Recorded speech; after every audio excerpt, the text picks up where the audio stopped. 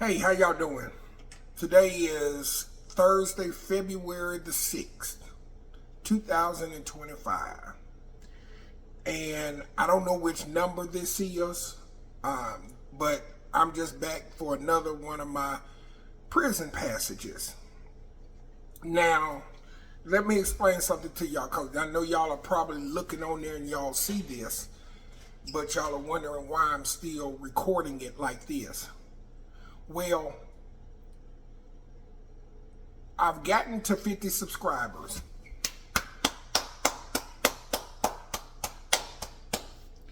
I appreciate y'all for coming on and giving me those subscribers. But I talked to another YouTuber and they explained to me why I'm still not able to go live. They said because I don't have, I can't live stream from my phone. I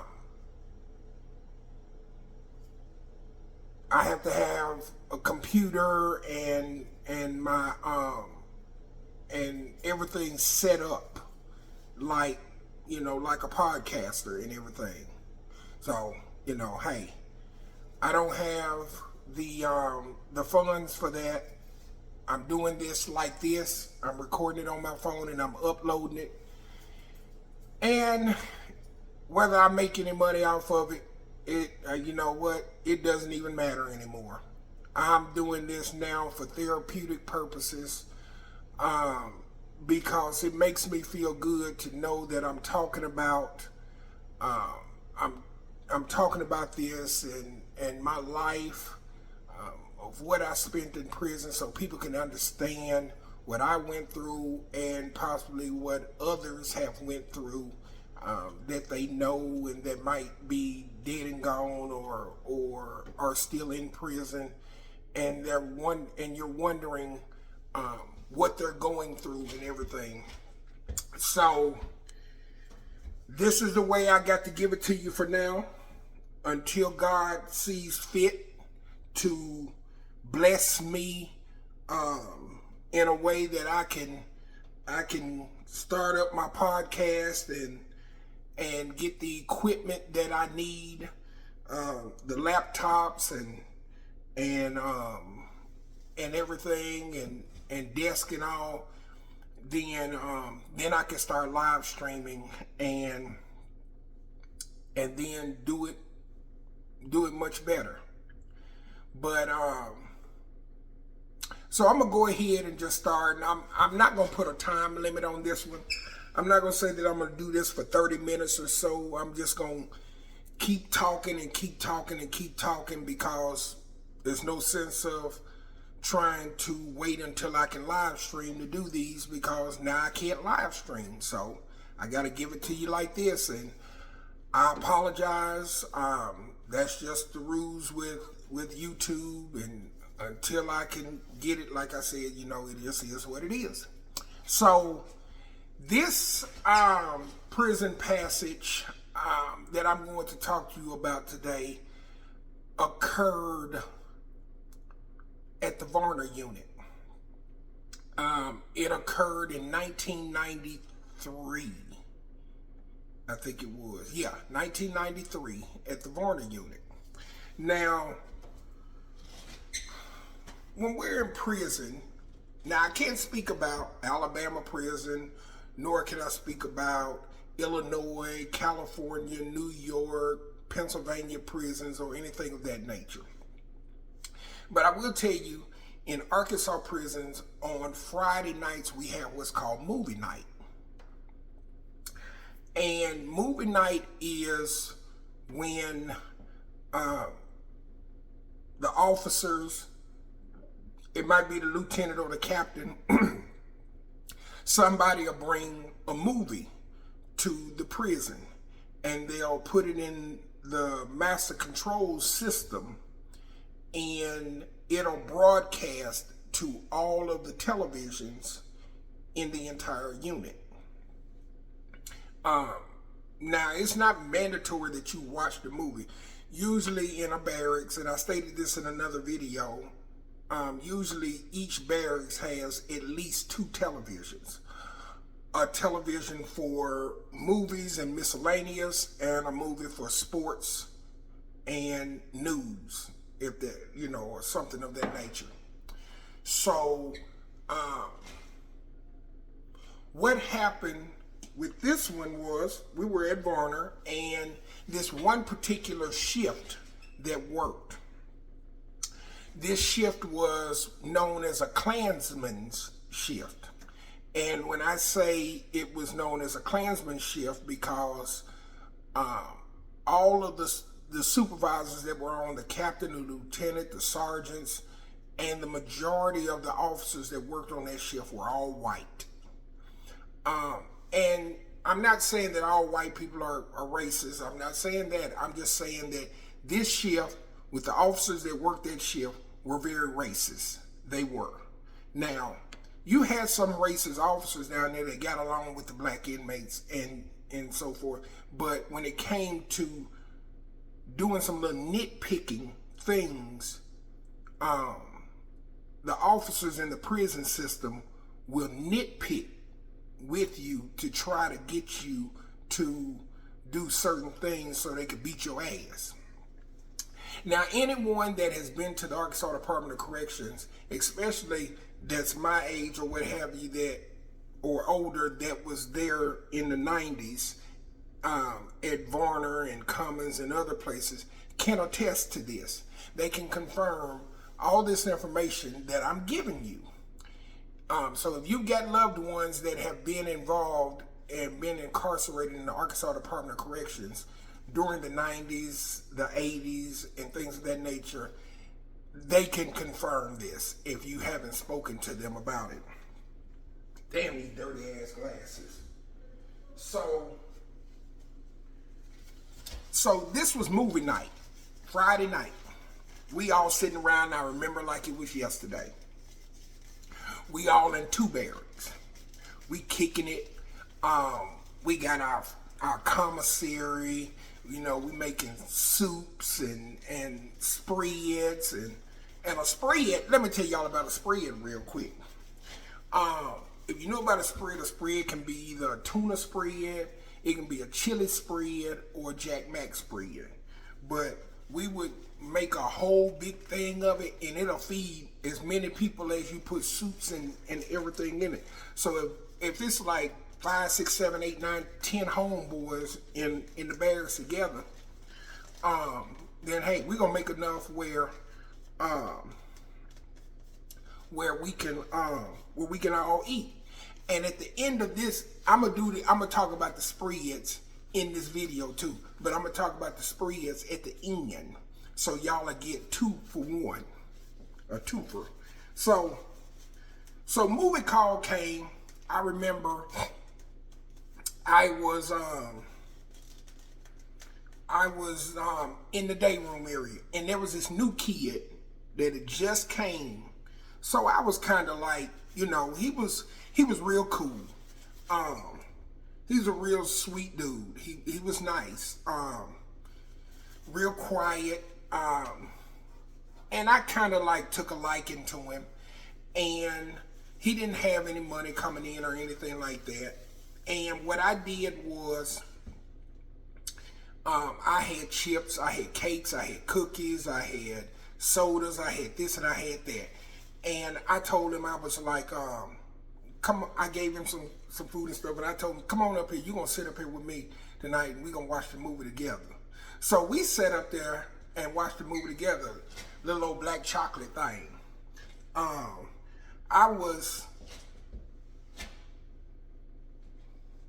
old was I then? I think I was 20. Yeah, I was 20 then. Because I had turned 20 in 1992, in November of 92. So I was at Varner the first time, and this was around like April or May of 1993.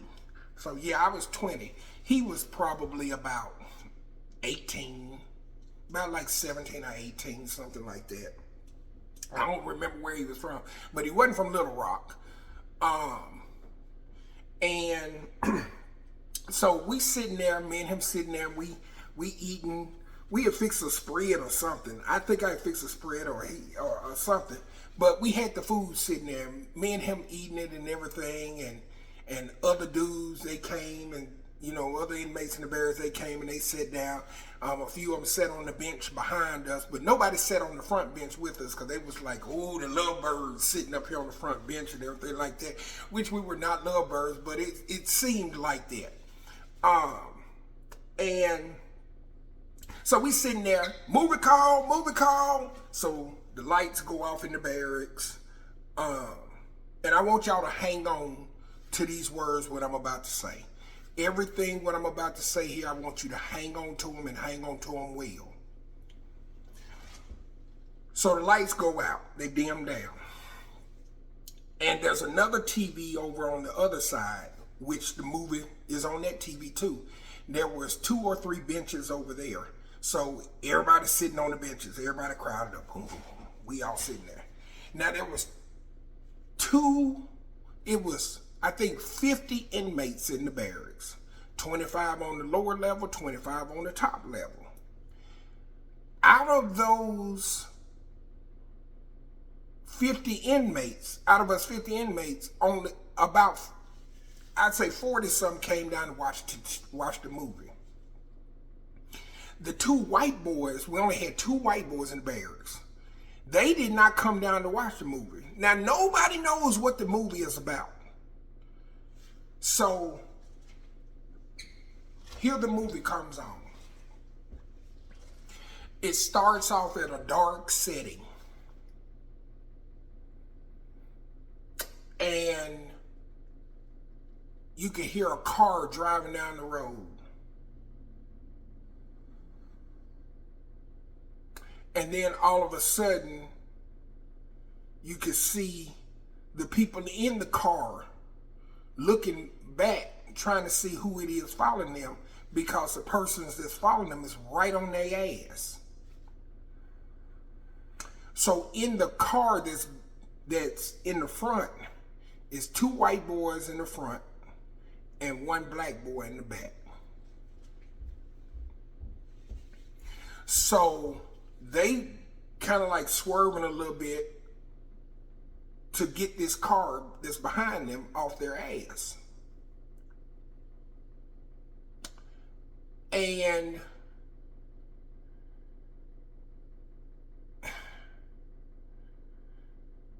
but the car won't get off their ass. So, and y'all forgive me because I'm remembering everything that's playing in my head. So the movie got to the point where they drove off the road. They didn't run them off the road. They drove off the road onto a side road, which I don't know why they did that. And then that car pulled in behind them and followed behind them. Then all of a sudden, police lights come on. So they say, oh, it's the police. Hold on.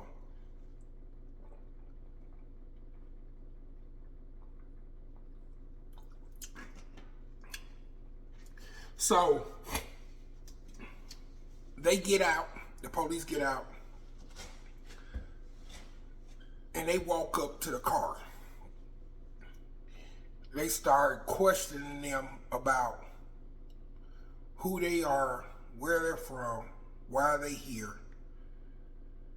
Told them to shut their fucking mouth. And the police ended up shooting all 3 of them in their heads. The 2 white boys and the black boy. And then you could hear one of the white guys that did the shooting, one of the polices or persons with the police, said, I just killed me the N-word. So at this time, everybody in the barracks is looking like and saying to themselves, what the fuck is this shit, man? What the fuck we watching?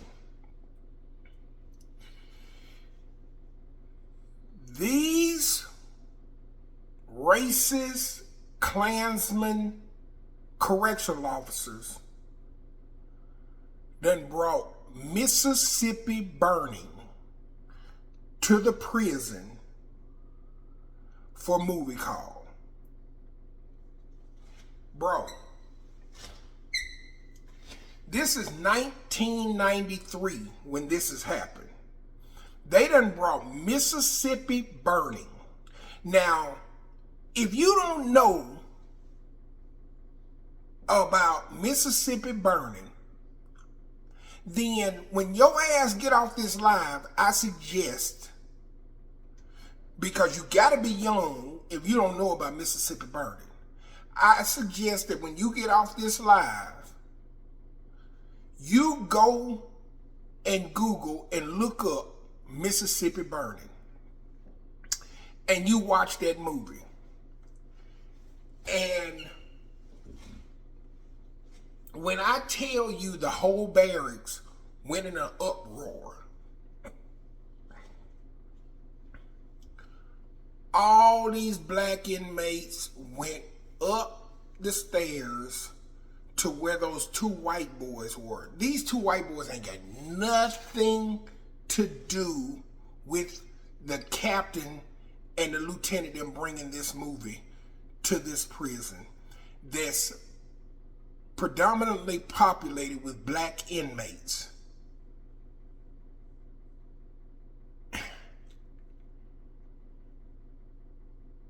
And they proceeded to beat the snot out of those two white boys. Kicked their ass, beat the John Wayne slacks off their ass. The white boys took off running. They managed to come running from the top stairs, and they jumped from the top of the stairs and boom, hit the floor and went to running to the door. Boom, boom, boom, boom, were beating on the door.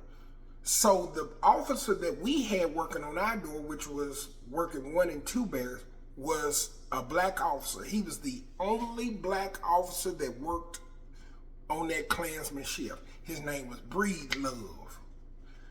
Breed Love came to the door and opened up the door because he didn't know what was going on. He opened up the door and let them white boys out the barracks. Oh man, by this time, here comes Captain Robinson, who we call Tom Thumb.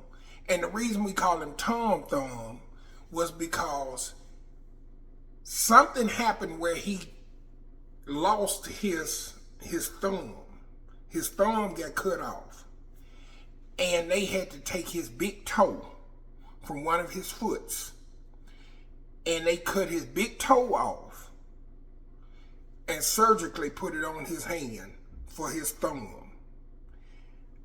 So we called him Tom Thumb. Tom Thumb came down the hallway.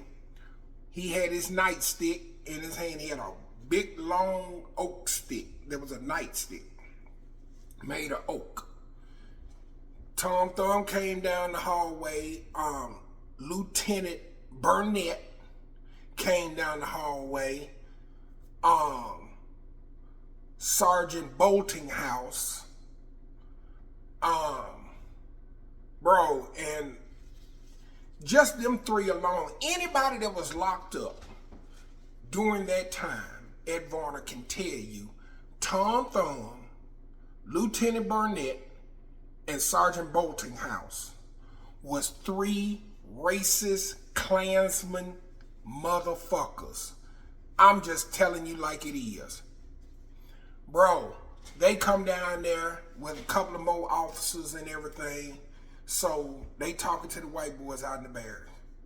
So me and Lil Butt, by this time the movie done shut off. They done shut the movie off. They done cut the lights back on in the barracks, everything. So I tell Lil Buddy that's sitting next to me, I say, hey, when they come in this barracks, go to your rack. Go to your fucking rack. So he was like, man, what the fuck going on? I said, listen, just go to your rack, just sit on your rack and don't say shit. So they opened up the door. Everybody, catch your fucking racks. Get on your fucking racks. Your racks is your bed. That's just the prison term, rack, your bed. So everybody filed to their bed. I'm looking at these niggas like, man, y'all done fucked up. I'm looking at them like, you stupid motherfuckers, what the fuck y'all doing? So we go sit on the rack. They tell the two white boys, they say, go through the barracks and point out everybody that touched you. Man, them motherfuckers walking through the barracks saying him. When them mother came over and got ready to point at me, I said, hey, don't you point your fucking finger at me. You know damn good and well I didn't touch you. Matter of fact, me and him was sitting on that front row watching TV, watching the movie. We didn't fucking touch you. So don't say that. So they asked, they said, did he touch you? And he was like, no, he wasn't one of them. So they bypassed me. When I tell you they grabbed every inmate that them white boys picked out, took them out in the hallway, handcuffed them behind their backs with handcuffs and zip ties that when they didn't have enough handcuffs, took their OC spray out, their pepper spray, and just walked straight in front of them and just walked straight down the line and just sprayed them all in the face. There was a shower, what we call a little shower, right there by the riot gate in front of two barracks. They picked them all up, took them in that shower room. The lights were on at first when they took them in there. They took them in there and then they turned them lights off. And bro, all you heard was screaming and hollering, and you could just hear motherfuckers being beaten. They took them dudes in there. Them white officers took them black inmates in there and beat the fuck out of them. Beat them bloody. Bust their heads, broke their arms, broke their legs. Beat the fuck out of them. When they got finished, they brought them out of there, bloody and all, and took them straight to the hole. They didn't take them to the infirmary, they took them straight to the fucking hole.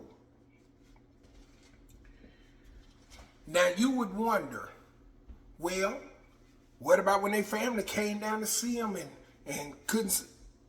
Back then, there wasn't no cell phones, so a mother couldn't call their folks. Then as far as the prison phone that's on the wall, they can disconnect that shit. And then when their family did find out that they was in the hole, they were told, let's say if their family came down for visitation to visit them, they came all the way down there for nothing. Because when they got there, they were told, he's not allowed visitation. He's in the hole on disciplinary action. Until you stayed back there in that hole until you healed up.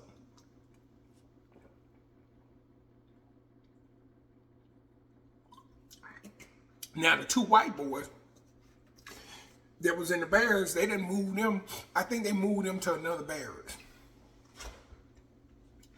Bro, that was the worst shit, or one of the worst times that I would ever say that I had seen, and that was my first time in prison. I couldn't fathom the thought of that. But I'm going to tell you what I did. Because I was the type of person that even back then I wrote grievances. I was what you call a writ writer. I complained on everything that went on that the police did. If the rules and regulations said for the officer to wipe their ass in a counterclockwise rotation and I caught them wiping their ass in any other manner, I booked that ass tighter than Dick's hat band.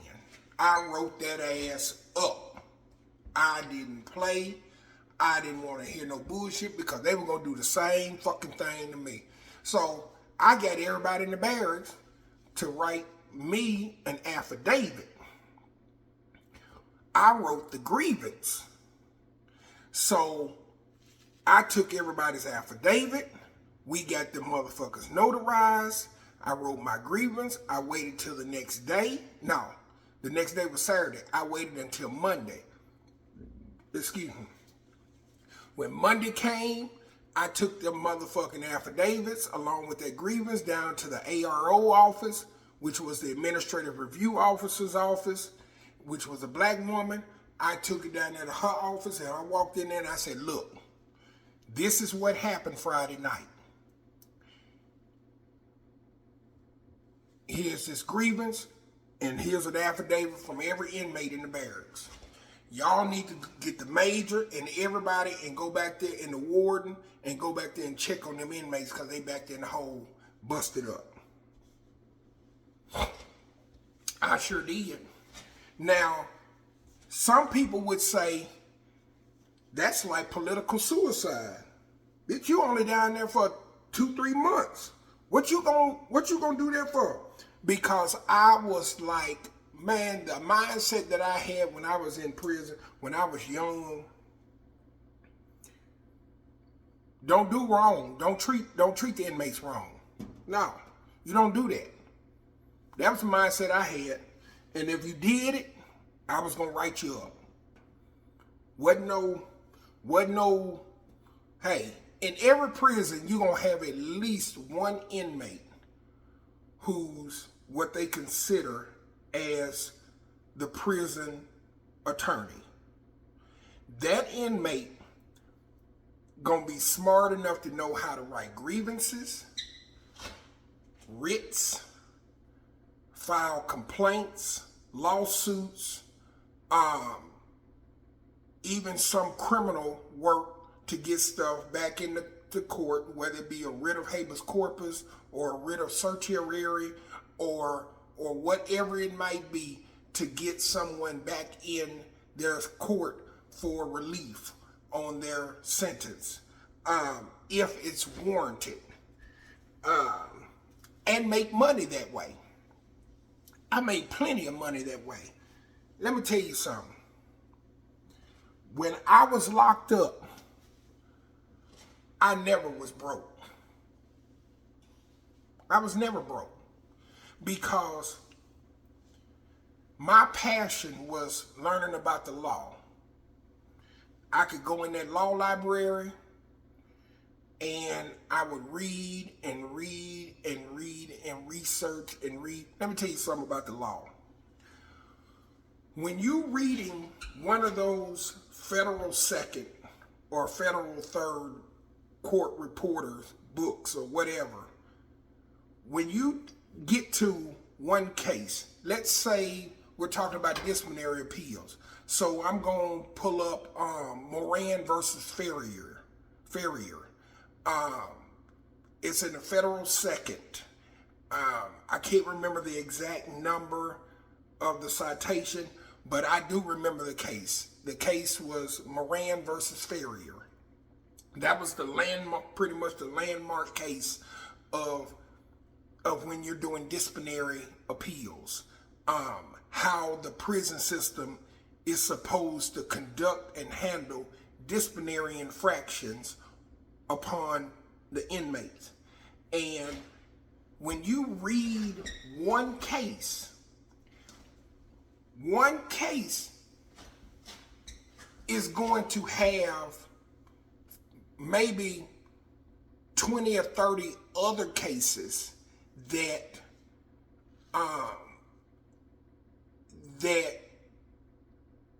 other judges that sat on the panels gave dissenting opinions to.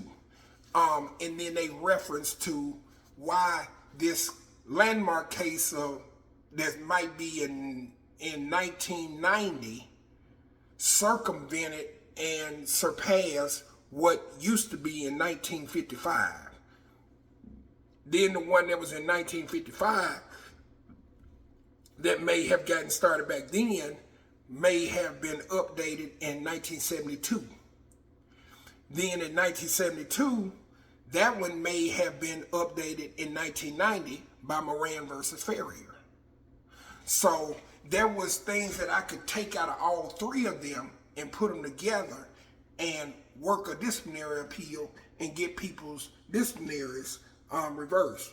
I'm going to tell you about one of them in particular, because I did a lot of disciplinary appeals. Got a lot of mine reversed, got a lot of others reversed. But there was this one in particular over at Wrightsville. It was, what year was that in? I want to say it was 2003. One of my homeboys, he's a Crip. His name Treyo. So Treyo got busted on a dirty piss test. He set the cup on fire. Treyo was as dirty as all get out. But let me tell you something about what Treyo was. Treyo played on my basketball team. I was a basketball coach down there. And and I'm gonna talk about this. I'm gonna talk about an hour or two, because we finna go with this. We finna take this here. We finna talk for about an hour or two. So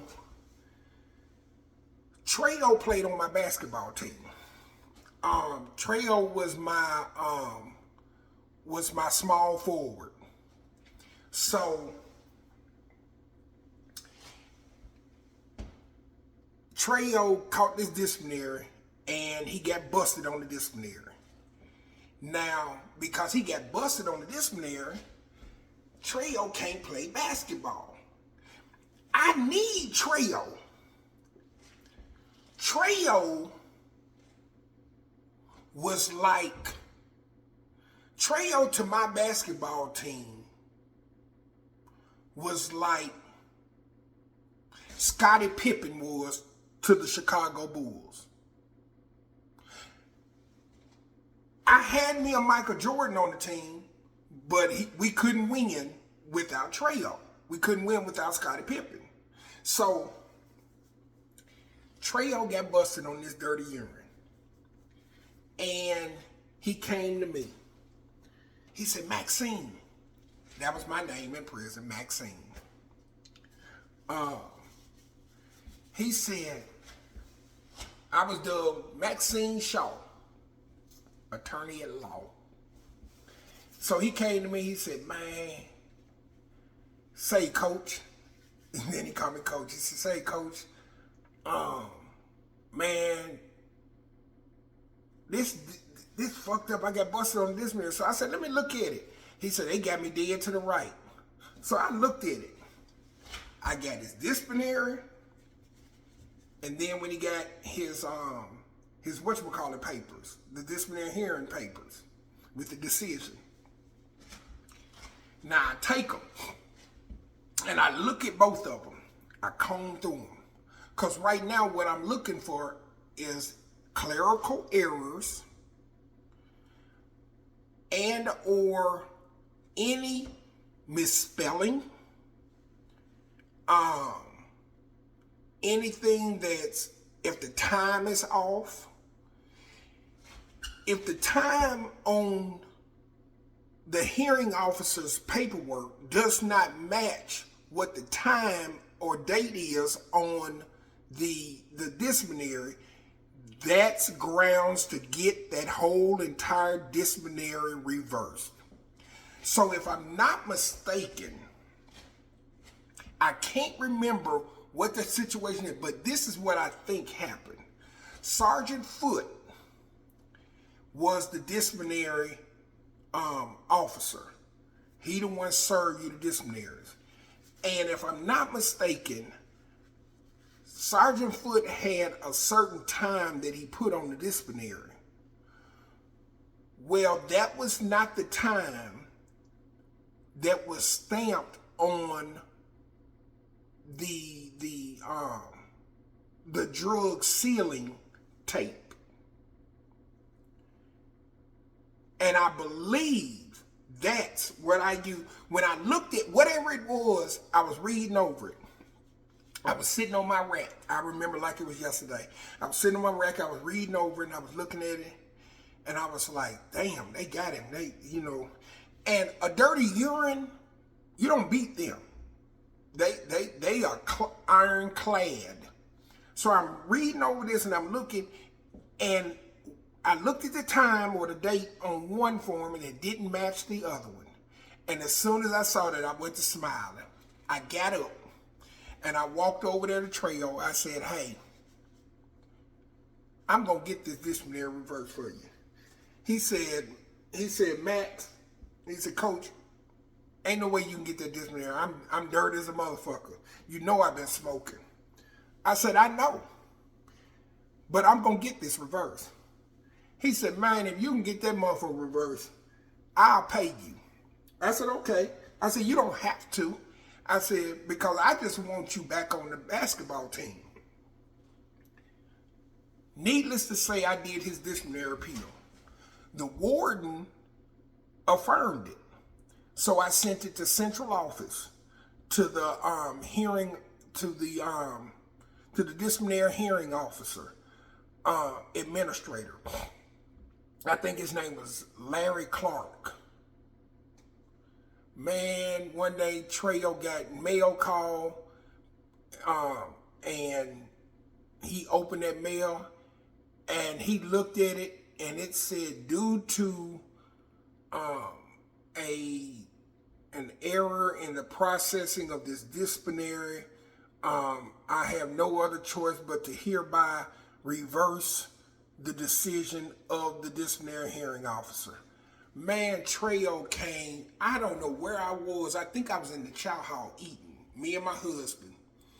And me and my husband was in there, and we were sitting down eating, and Treo come running up in the chow hall, I think, if I'm not mistaken. I might be wrong, but I think he come running up in there. He was like,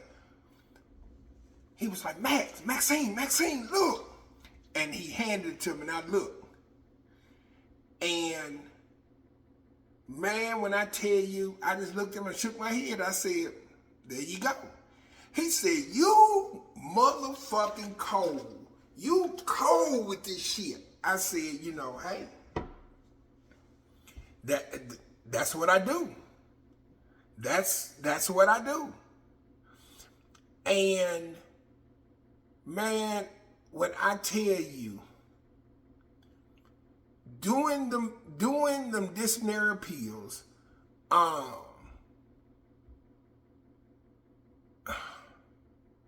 reading that law, studying it, let me tell you,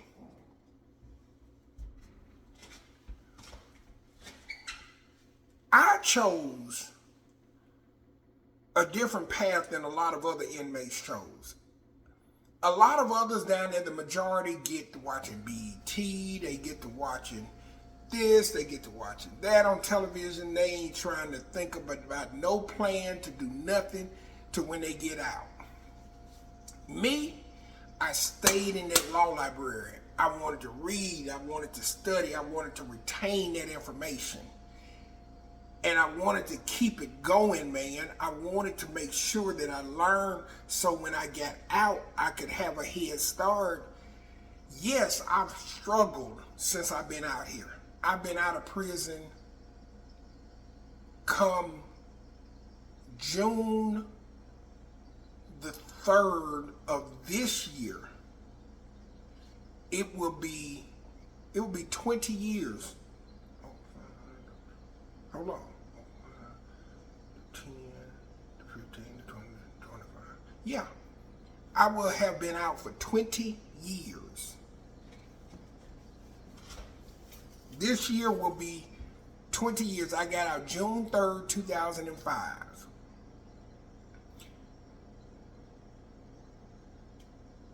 And I was locked up for basically 13 years. I was locked up for 12 years, 10 months, and some days. So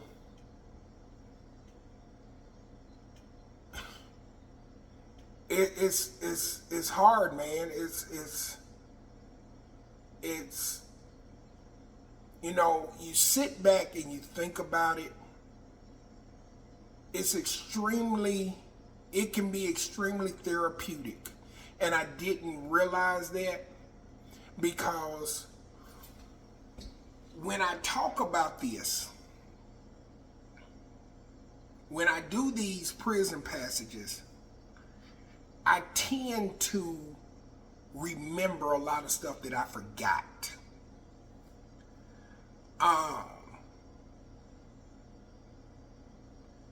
As I'm talking about one thing, other stuff pop up in my mind. And since I don't have the equipment to do live streaming at this moment, I'm fixing to just do it like this. Like I said, I'm just going to do it like this. And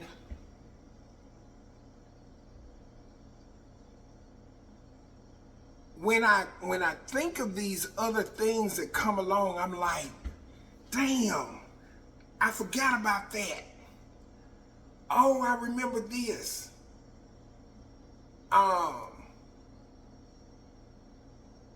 Like this one time. And now when I come to the end, let me write it down, because I've been to forget, because my mind, I need some omega-3 to make me remember. Because at the end, I'm gonna talk about spreads, talk about sex, baby. Let's talk about you and me. Let's talk about all the things that can be. Okay, so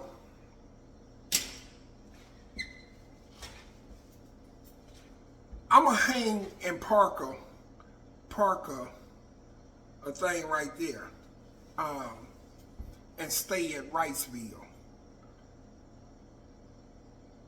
I remember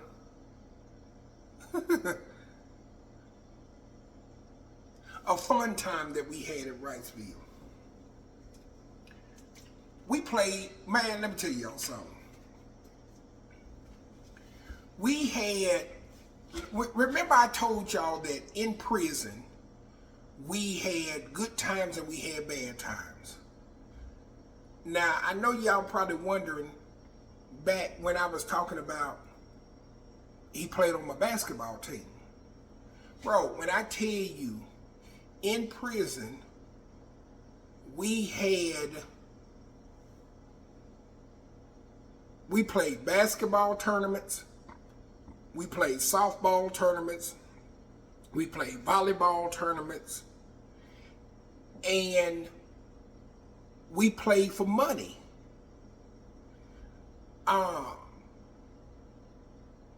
I'm talking about the prison paid us when we got into the championship, when it was 2 teams left, and we played in the championship game. The winner got money, and then the runners-up got money. Man, let me tell y'all something. I'm so athletically inclined that I remember I was playing on this one softball team. I played first base. I was a Golden Glover. And we playing,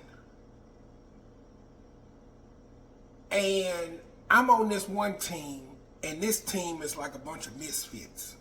We were at Wrightsville. Team sorry as hell, but I'm playing with them. So,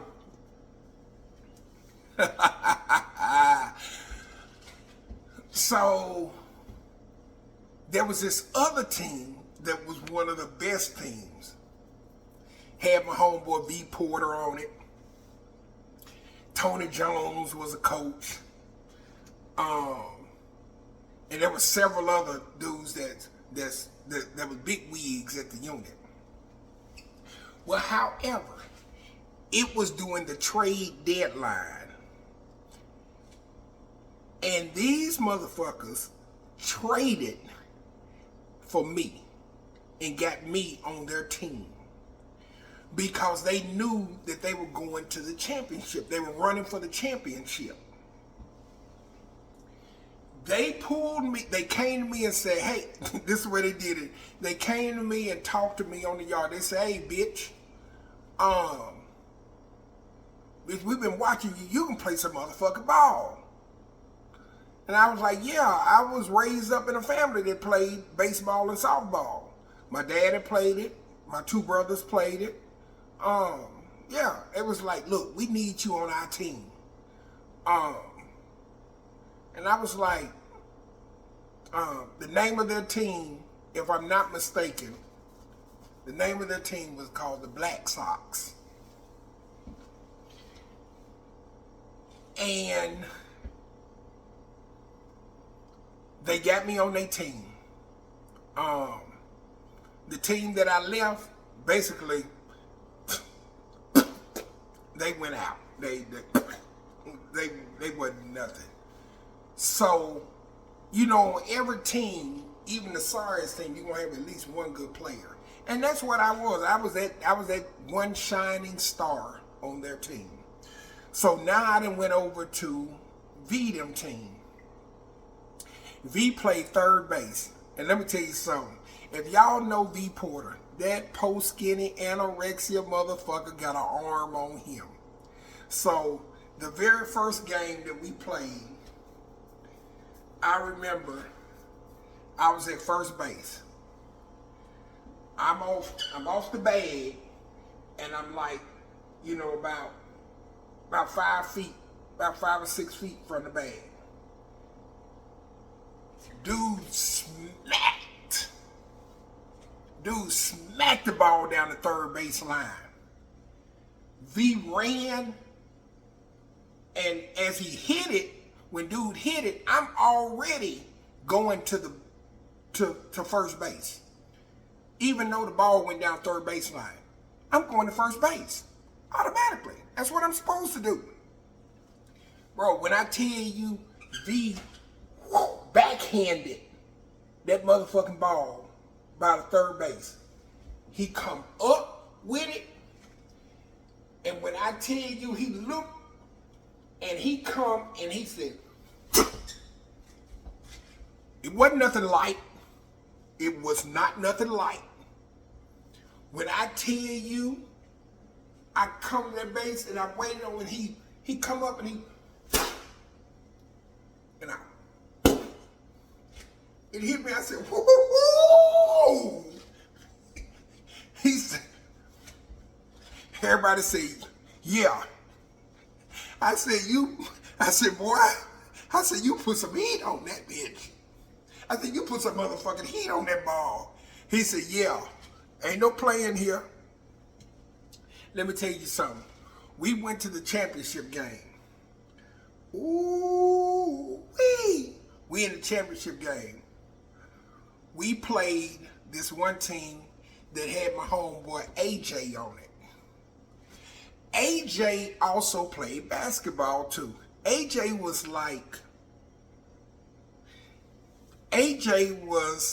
CP3. AJ was like CP3. Let me tell y'all. AJ, when I came up to bat, they didn't think I had no power. They started telling everybody, come in, bring the outfield in. Y'all come up. Okay. Come on up. Now, I wasn't nowhere the size that I was then that I am now. Now I'm 6'4", 293. Back then I was probably I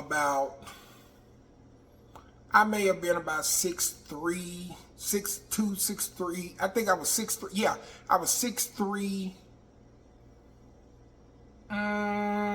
Probably about 194.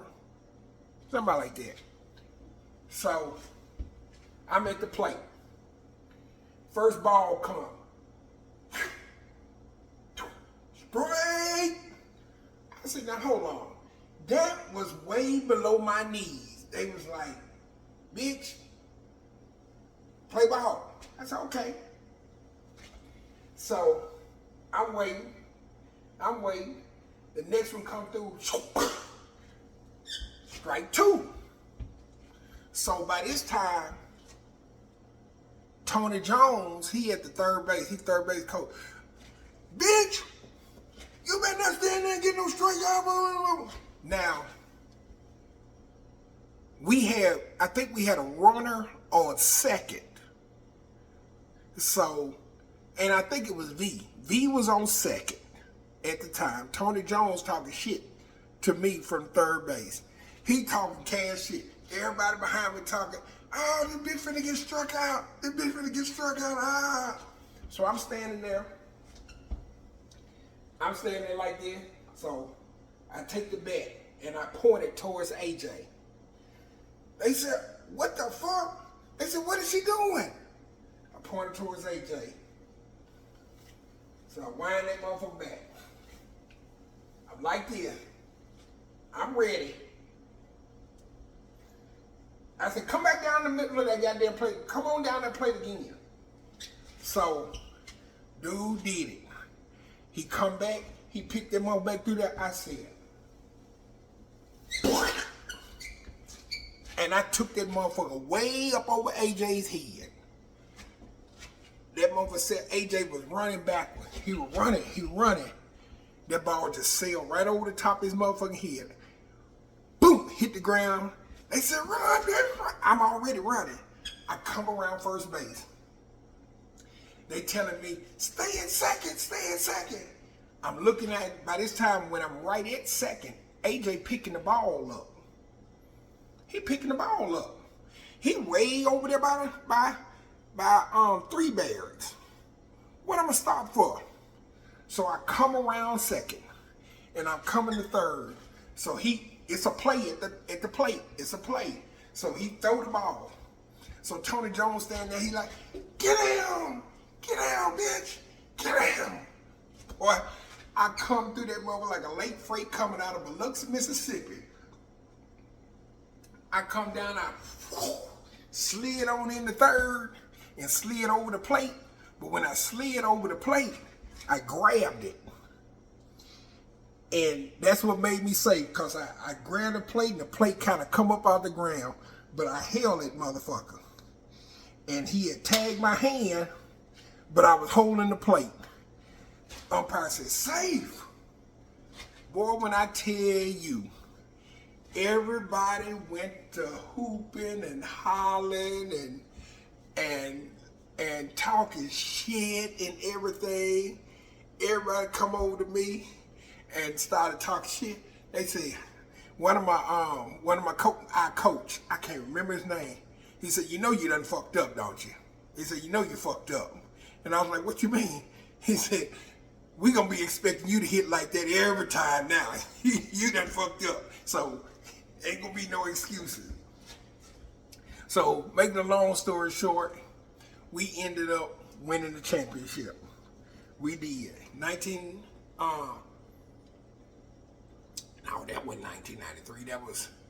That was 2000 and I want to say that was 2003. Yeah, I think that was 2003. So that happened there. So now I want to talk to y'all in these last few minutes about a spread, because when I first started this off, I was talking to y'all about when we at movie call, on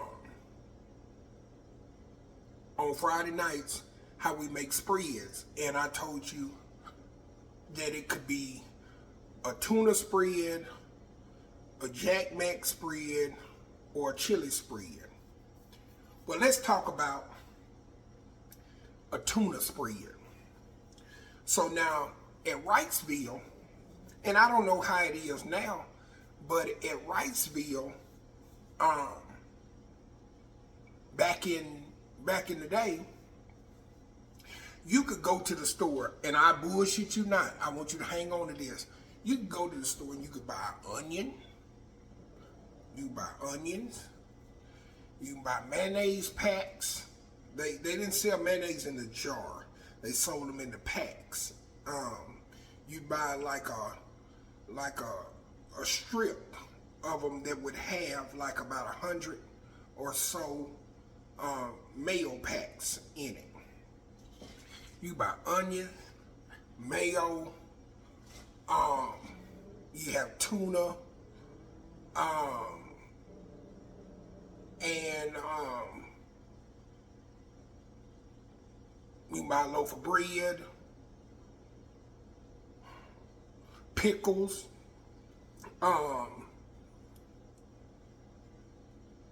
you buy pickles, mayonnaise, I'm gonna say mustard,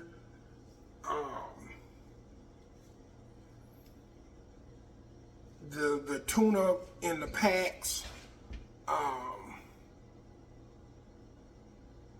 There's one more that I'm forgetting. But everything that you would need to make a tuna like a tuna salad, and of course the soups. So what you do is you get a trash bag, one of those like clear trash bags, and let's say it's, well, I'm gonna tell you what worked for me. I would take about 2 soups, maybe 3. And I would take that and I would cook them soups. And this is what I did damn near every motherfucking evening. I would cook them soups in the bag, you know, by putting water in them, and then I drain the water off of them. Leave just a little bit of water in there. I would cut up a summer sausage. Well, no, let me take it back. I wouldn't drain the water off of it. I leave the soups in there. I cut up a summer sausage, cut some summer sausage up in there. I slice me up an onion, but I'm not gonna put the onion in there with the water. I have my onions sitting to the side. I have my mayonnaise sitting to the side. I have my mustard sitting to the side, and my pickles sitting to the side. So I got all that cut up on like a board, almost like a charcuterie board. So I got all that separated over there. So I cook my sausage in with my soup. So, and when I say cook it, I mean you can make something that where your water gets hot and stays hot and cooks your soups. So in prison we improvise. We learn how to cook. So that's just what it is. I know y'all seen other videos on YouTube where you see dudes making food in their prison cell and everything, and you say, what the hell? Even there's one dude out there making burritos in his prison, and you wonder how you do, because you can take all types of stuff and make a oven or a stove, not an oven but a stove in your cell. So however, I would heat the soup, the ramen noodles, and the summer sausage up. So after that gets heated up, I drain that water off, and then I drain it real good, drain the water off of it, and then I would take the pickles, the onions, and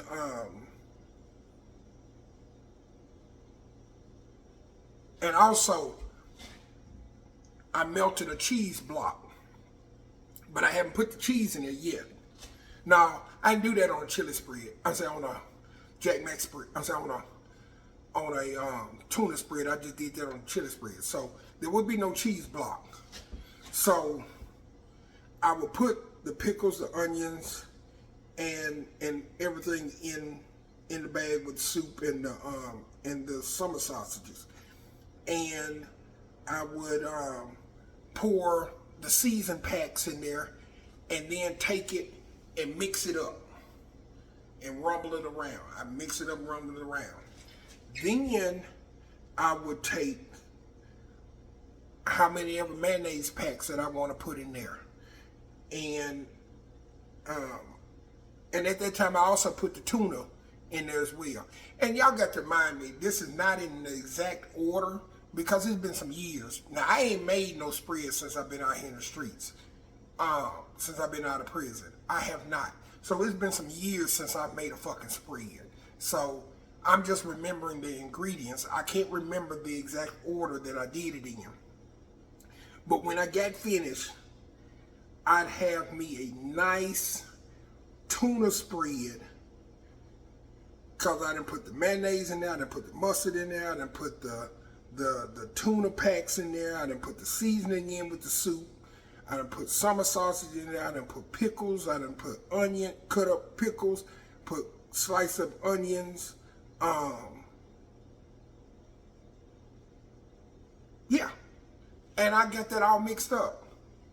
And then I would take that loaf of bread and my fat ass would sit there and I would eat like about 4 sandwiches. I would eat by myself because I had people in the barracks that I was cool with, but, you know, sometimes they wanted to eat with me and sometimes they didn't. But for the most, I ate by myself. Because I had a husband and I had a trick. My little trick was Lil Ben Laden. Lil Ben Laden, he used to bring me, oh my God, he used to bring me sex like he was Santa Claus. This little boy stood about this tall on me. He came about right above my stomach. But hey, well, I ain't gonna say that. I'll leave that part out because I know y'all probably don't want to hear that part. But anyways, I would sit there and eat 4 sandwiches. I would take the spoon and make me a tuna sandwich. And I would sit there and I would eat that whole fucking spread by myself. Now, if there was somebody in the barracks that didn't have any food to eat or whatever, they were welcome to come eat with me. It didn't matter if they were black, white, straight, or gay. If they were hungry, I would have fed them. I'd have said, hey, get you a couple of slices of bread and fix you a sandwich.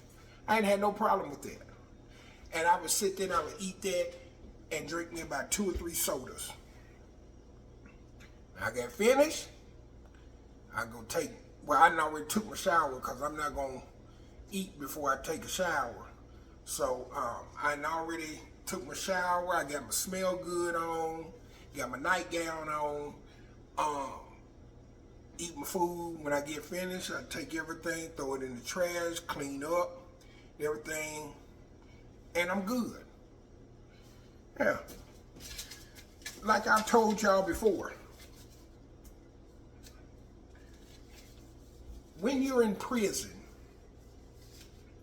you have to improvise. You have to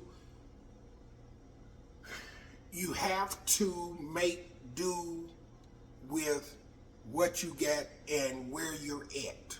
You cannot go through the prison every day, all day, angry and upset because you got to do time.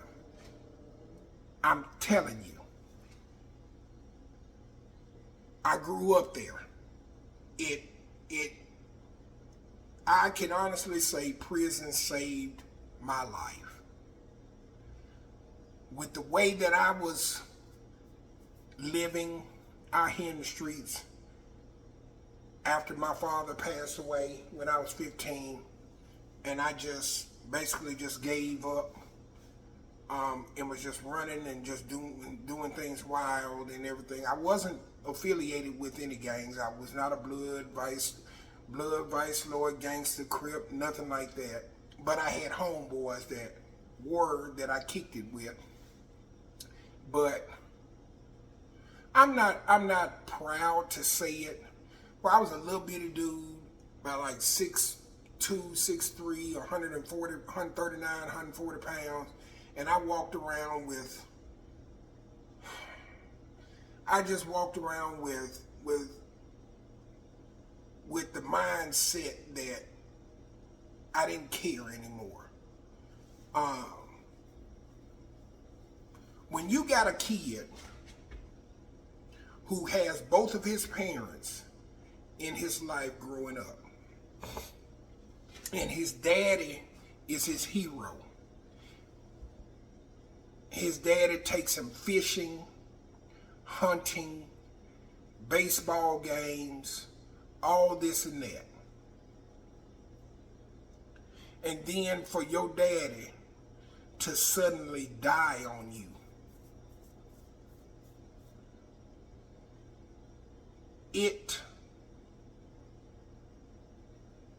It'll mess a kid up. And it did me. And I'm still dealing with the pain of that even to this day. Since I've been out, I've been to a therapist. And had to lay on the couch and sit up on the couch and talk. And when I did so, I didn't realize that I had suppressed a lot of things that I'm going to talk about throughout my prison passages in here. My prison passages will not just be within prison. I'm going to discuss things that I went through out here before I went to prison and after I got out as well. Things that I dealt with, things that happened to me that caused me to develop me into who I am today.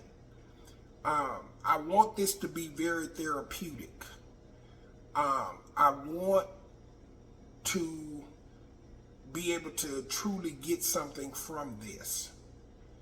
And I want you all to be able to get something from this as well. I want people who are out there that go through their journeys and might be some of the same journeys that I've went through in life. I want you to learn from my choices and my mistakes, and even some of you all that are on those paths of going down the roads that I went down, but have not actually went down them yet. To be able to say, hey, I'm headed that way, and I don't want to go that way. So probably the next time I do another prison passage, I'm going to probably talk about before I committed my crime, up to when I committed it. And so that way you all will learn who I am and where I'm going and what I've been through. I wanted to do this live. I wanted to do this live streaming before I get into the depths of this. I want to be able to do it live streaming, but I don't have the equipment to be able to do so. So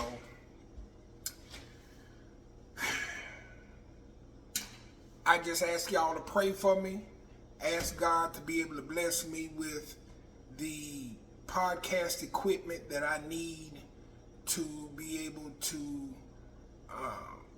do live streaming and to give it to you all the way that I want to, and the way that you all will be able to communicate with me while I'm on live, instead of me recording these on my phone and then uploading them to my YouTube page. So I appreciate y'all more than y'all could ever imagine. I don't know what segment this is, what number of my prison passages this is, but I've talked to you all for an hour and going on 10 minutes now. So I appreciate y'all. I ask you all to please subscribe to my YouTube channel. Please support me because I cannot do this without your support. I need you. I need you to promote my page and get people to subscribe, like this video, comment on it. If you didn't like it for some reason, then give it a thumbs down. But if you give it a thumbs down, please tell me what I did wrong, what you didn't like. If you liked it, give me a thumbs up. Tell me what you liked about it. Give me your opinions. Tell me what I can do to do better. All that and then some. And hit that notification bell. That's one of the most important ones. That way you know when I've made another video and it's gonna be up. So I appreciate y'all. I love y'all. Y'all take care. And also follow me on Facebook at Zakram Relum. That's M-A-R-Q-U-E-Z. That's Z-E-U-Q-R-A-M.